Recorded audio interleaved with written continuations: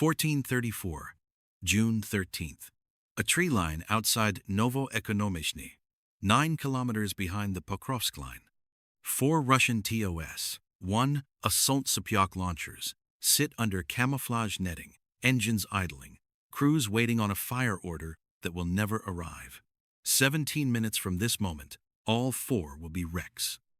A Solntsepyok battery, like this one, costs Russia roughly $20 million to build and years to train a crew for. The artillery that finds it costs a fraction of that, and on this afternoon it needs 22 minutes to spend it. That gap is the whole story of this war right now. What it costs to build a weapon system versus what it costs to erase one is less than. Retention, checkpoint, 030 resolution Ts is greater than.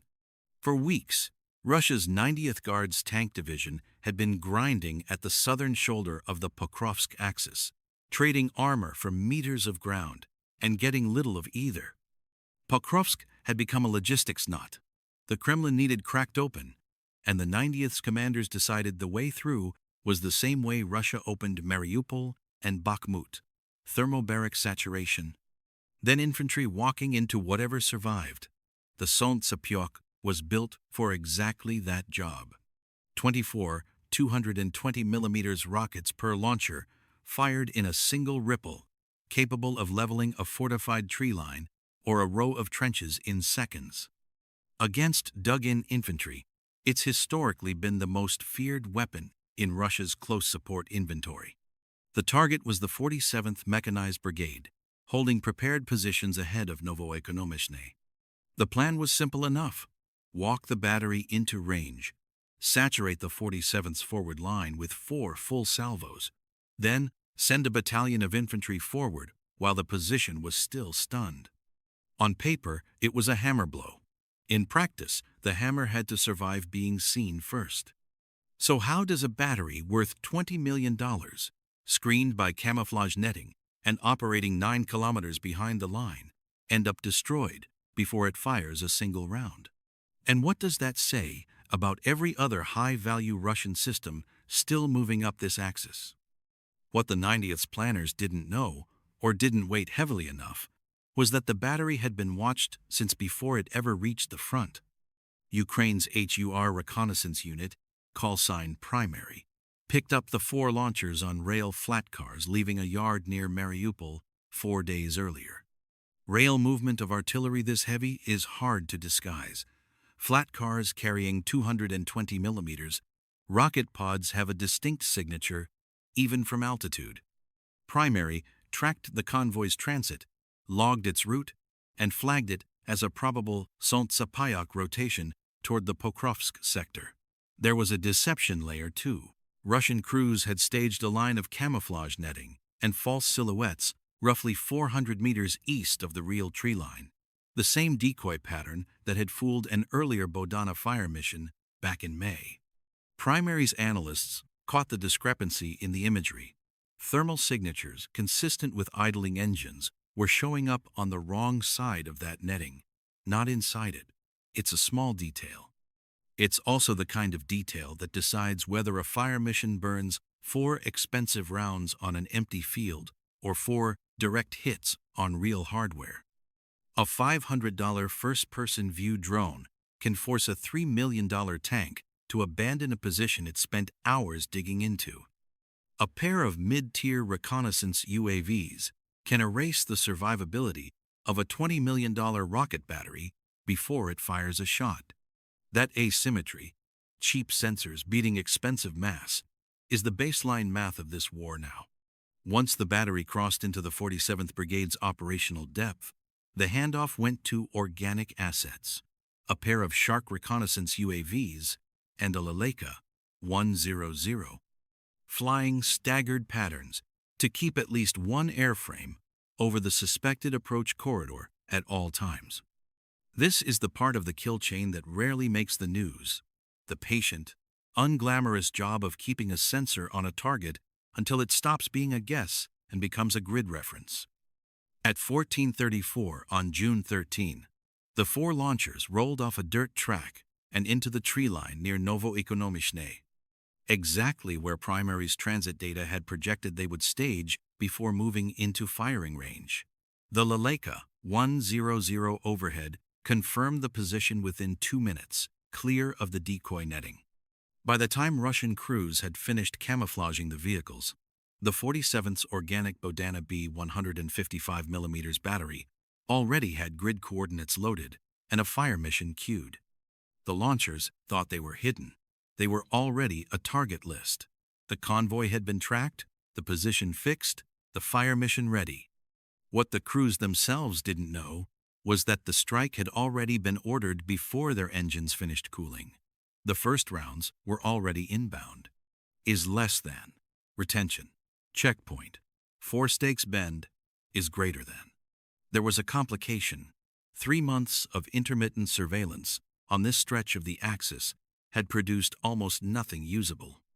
Russian units here had gotten better at staggered movement and decoy positions, and more than one Bohdana fire mission earlier in the spring had landed on an empty tree line.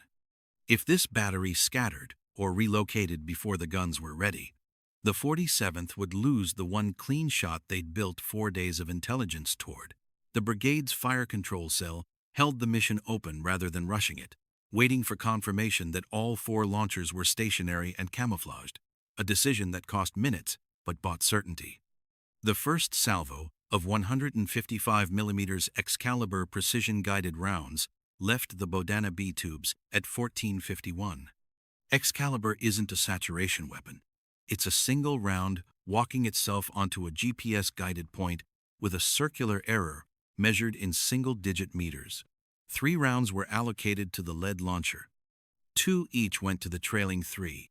17 minutes after the battery rolled into the tree line, the first explosions lit the position. What's odd about this engagement is that it wasn't really about the artillery alone. The Excalibur rounds did the structural damage, but the kill chain kept working after the shells landed. The lead TOS-1A took 3 direct hits within an 11-second window. A Solntsepyok carries its own ammunition load, 24 thermobaric warheads per launcher, strapped to an exposed rotary rack behind the cab. When a precision round detonates that close to a loaded launcher, the secondary explosion from the rocket pods is often more violent than the original strike. Crews watching from the second and third launchers had perhaps 90 seconds between the first impact and the realization that their own vehicles were the next coordinates on someone's screen. Is less than. Retention. Checkpoint. 50% mid-roll second hook is greater than. The second and third launchers took their 2 rounds each within the next 4 minutes, both confirmed destroyed by 1456. That's where most after-action accounts of an engagement like this would end. This one didn't. The 4th launcher had been damaged but not destroyed. Its rotary rack was still intact, and its crew was already bailing toward a reload truck parked 30 meters into the tree line. A pair of fiber-optic FPV drones from the 414th Brigade's Magyar Birds unit had been holding overhead since the first impact, waiting on exactly this scenario. Fiber-optic guidance matters here because it can't be jammed. Russian electronic warfare along this stretch of the line had been unusually effective against radio-linked FPVs in prior weeks, and a fiber tether sidesteps that problem entirely. The first Magyar Birds drone dove on the wounded launcher's cab at 1455. The second went for the reload truck a minute later, denying the crew any chance of rearming what was left of the position. By 1456, 22 minutes after the launchers settled into the tree line, all 4 TOS-1A systems were confirmed destroyed or combat ineffective. Total cost to Russia: roughly $20 million in irreplaceable hardware, a trained battery crew scattered or worse, and an infantry assault that no longer had a thermobaric prep fire to walk behind. There was a second complication mid-strike. The Leleka overhead lost its video feed for nearly 90 seconds right after the first salvo. Likely, Russian point defense jamming activated once the position came under fire. Without a live feed, the fire control cell couldn't confirm which launchers were down and which still had usable rocket pods. Rather than guess, they fell back on the Bohdana's own targeting data and a backup Shark airframe already inbound, which restored visual confirmation in time to retarget the two surviving launchers before they could be dragged clear. I went back through the geolocated footage that OSINT analysts pieced together afterward, and one detail kept nagging at me. The fourth launcher's crew almost made it. They were roughly 30 meters from cover when the second Magyar Birds drone caught the reload truck instead of them. 30 meters, in a war measured in seconds, is the difference between a casualty report and a survivor's account. Put yourself in that fourth launcher's crew for a second. Your first three sister vehicles are already burning. The radio net is screaming contradictory orders, and you have maybe 90 seconds to decide whether to fight for the reload or run for the tree line. What would you do? Try to salvage the position, or scatter and accept that the assault behind you collapses? Tell us what you'd have done in the comments. What this engagement actually says about the war right now isn't about who has more launchers. Russia still has thousands of vehicles in inventory. What it's running short on is the ability to move expensive systems through contested airspace without paying for every minute they're exposed. The 90th Guards Tank Division lost more than a battle here. It lost 4 irreplaceable systems and the tempo its assault plan depended on. This is the take that'll probably get some pushback. Holding that Bohdana fire mission open for nearly 20 minutes, with 3 months of dead-end surveillance still fresh in the brigade's memory, was a real gamble that only looks like good doctrine in hindsight. If the battery had relocated in that window, the 47th would have burned its one credible intelligence lead on this axis for nothing. It worked. It could just as easily not have. Within hours, Russian mill bloggers covering the Pokrovsk sector were posting fragments of the story without naming the unit directly. References to a serious loss in a rocket artillery subunit near Novoekonomichne, and complaints about reconnaissance drones operating with impunity over rear staging areas. Intercepted radio traffic, described afterward in Ukrainian General Staff briefings, reportedly captured a battalion commander demanding to know why his promised prep fire had evaporated less than 20 minutes before his troops were due to cross the line of departure. That infantry battalion never crossed it. Without the thermobaric saturation the assault plan depended on, the 90th's local commanders postponed the push rather than send troops into prepared positions with nothing but standard artillery support behind them. A British Defense Ministry update later in the week noted that Russian use of TOS-1A systems along the Pokrovsk axis had measurably dropped following the loss, consistent with a battery shortage rather than a tactical choice. The 90th Guards Tank Division now has, by open-source tallies, 2 TOS-1A launchers left across its entire area of operations, down from a peak that analysts had placed at a dozen or more across the division's various subunits earlier in 2025. Replacing a Solntsepyok isn't like replacing a tank.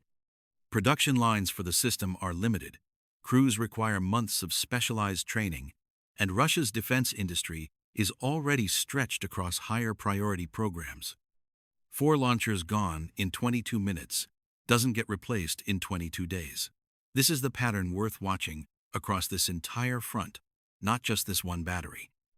Subscribe to Fury Military so you don't miss how Russia keeps trying to adapt its thermobaric and mass-fire doctrine to a battlefield that punishes exposure within minutes, and why, so far, that adaptation keeps failing. What this really costs the 90th isn't the hardware, it's the plan that hardware was supposed to make possible. A division that built an assault sequence on thermobaric prep fire now has to either accept higher infantry casualties without it, wait for a battery rotation that may not come for weeks, or shift the axis of attack somewhere the 47th isn't watching as closely. Every option costs tempo, and on a front this contested, tempo is the one resource neither side can afford to waste. The surprising part of this case isn't the artillery accuracy. Excalibur rounds landing within a few meters of a GPS point is almost routine by this stage of the war. The surprising part is that a battery this valuable got to sit still for 17 minutes after staging, with nothing protecting it but a camouflage net. That gap between threat perception and actual vulnerability is where Ukraine keeps winning these engagements. Most people assume a weapon this feared must be hard to stop. That's the whole reputation a thermobaric battery carries. The evidence here says otherwise. The Solntsepyok wasn't beaten by a better weapon. It was beaten by being watched for 4 straight days before it ever got to fire one round. This is what professional sensor-driven warfare looks like in practice. Patient reconnaissance, a fire control cell willing to wait for certainty, and a strike package layered deep enough that a wounded launcher still doesn't survive the engagement. Mass alone doesn't win this anymore. The side that sees first and acts on what it sees faster does. That decoy line east of the real position sat completely untouched after the strike. Exactly the giveaway primaries analysts had flagged 4 days earlier. It's a small thing, but it's exactly the kind of detail that separates a kill chain that works from one that burns rounds into an empty field. Is less than retention, checkpoint, last 60 set, payoff, and open loop is greater than. What this engagement teaches, past the details of one battery near one village, is simple enough. A thermobaric weapon's entire value depends on it surviving long enough to deliver a salvo. In a sensor environment this dense, that survival window keeps shrinking. Once it shrinks past the time it takes to camouflage, refuel, and confirm a fire mission, the weapon stops being a doctrine and starts being a liability sitting in a tree line. Russia built its assault plan on the assumption that mass and concealment would buy enough time. 4 wrecked launchers and a stalled infantry push say otherwise. The 47th Brigade beat the 90th Guards Tank Division without ever outgunning it. They won by seeing the battery first, holding their nerve for 4 days, and refusing to fire a single round until the picture was certain. There's a piece of this story we couldn't fully verify on camera. What exactly happened to the surviving crew members from the 4th launcher in the minutes after they reached the tree line? If you've come across any further reporting on that, drop it in the comments. We read them. Can traditional mechanized formations, armor, towed and self-propelled artillery, the whole Soviet legacy structure, actually survive a battlefield where standing still for 17 minutes is enough to lose 4 irreplaceable systems? And if a battery this valuable can be tracked from a rail yard to a tree line without ever knowing it, what does that say about every other high-value system still moving along this front right now? I'm not telling this story to glorify what happened in that tree line outside Novoekonomichne.